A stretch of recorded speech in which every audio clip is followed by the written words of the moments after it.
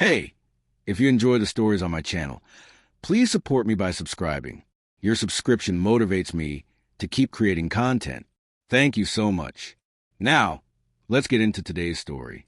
When I stepped out of a cab and saw all my belongings scattered across the lawn like a garage sale no one asked for, my heart didn't just drop, it imploded. I stood there, suitcase still in hand for my girl's trip, staring at my bras tangled in a lamp, my skincare baking under the sun, and a framed photo of me and Jackson cracked right down the middle.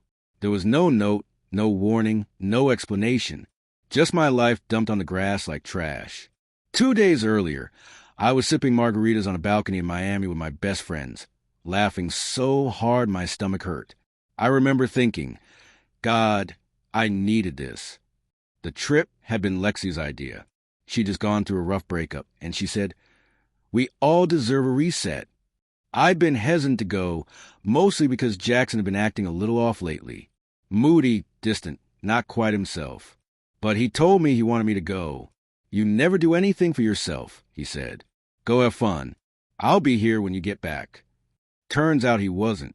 I called him immediately, standing there with my toothbrush poking out a shoe and my underwear flapping in the wind like surrender flags. Straight to voicemail. I called again. Nothing. The third time, I screamed into phone. What the hell is going on, Jackson? Still nothing. I called Lexi, half laughing in disbelief and half crying in panic. She offered to come over, but I told her no. I needed to figure this out myself. I packed everything back into bags the best I could, try and keep it together as neighbors peeked through their blinds. I could practically feel their judgment. Pity mixed with curiosity. What did she do? Did he catch her cheating? Is she crazy? But I wasn't the crazy one. I drove to his office. Our office. I helped him build his real estate firm from the ground up. I walked him like I owned the place. Because technically I did. But when I got to the receptionist, she looked uncomfortable. Jackson isn't in, she said too quickly. Then I'll wait. Actually, he asked that you not come by here anymore. I laughed out loud. I'm sorry, what? She glanced around and leaned in. He said if you showed up, I should give you this. She handed me a white envelope, my name printed in block letters. I opened it right there at the front desk. Inside was a check for $3,000 and a typed note that read, I think this is more than fair. Please don't make this harder than it has to be. No signature. No explanation. Just that. I didn't even realize I was shaking until the envelope slipped from my hands. I stumbled out to the parking lot, collapsed into my car, and screamed into the steering wheel. Jackson and I had been together for 5 years, lived together for 3, built a life, a business, a future, or so I thought. The next few days were a blur of silence. He blocked me on everything, phone, socials, even LinkedIn. I couldn't reach him. Couldn't reach his friends, and his family acted like I didn't exist. I became a ghost overnight. Then I remembered something.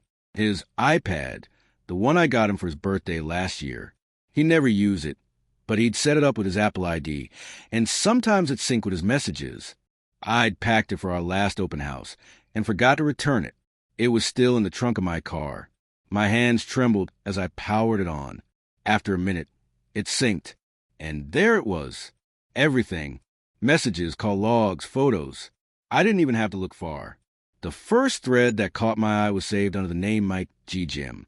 Weird. Jackson hated the gym. I opened it.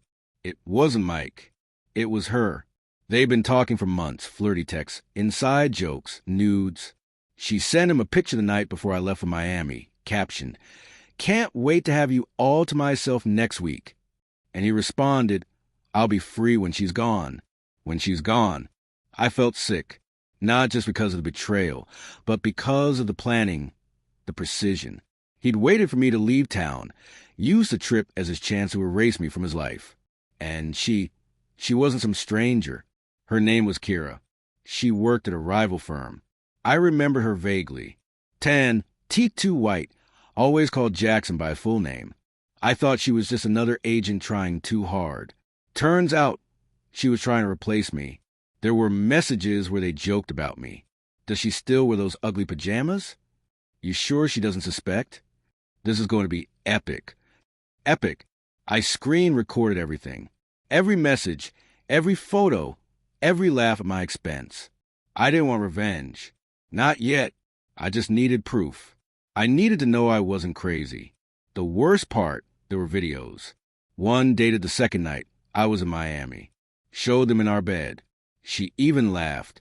It still smells like her. I shut the iPad and threw up. I wish I could say I walked away right then, that I started a new life and never looked back. But heartbreak doesn't work like that. I stayed in bed for a week, eating cereal out of the box, barely showering. I kept replaying everything. How he kissed me goodbye. How he said he missed me while I was gone. How he looked me in the eye and said he loved me, just days before throwing me out like garbage. But then something shifted. I remembered who I was before Jackson. I wasn't weak. I wasn't small. I was smart, loyal, and strong enough to walk through fire and come out holding the ashes of everything I'd survived. So I got up. I lawyered up. Turns out we weren't married, but we were domestic partners, and I had a legal stake in the business. He tried to push me out quietly, but I wasn't going to let that happen. It got messy. He begged me not to go public. I didn't, because I didn't need to ruin him. He did that all by himself. Kira? She didn't last long. Turns out she was sleeping with someone else in the office too. Jackson found out when he walked in on them during an open house. Poetic, really. Last I heard, he moved to a different city. Alone. As for me, I moved into a new place, got my own clients, and rebuilt everything from scratch. Lexi helped me redecorate. We even burned the old framed photo of me and him as a goodbye ritual. I still have that iPad. Still have the messages. Not because I need revenge, but because it reminds me I wasn't crazy. I was betrayed, and I survived.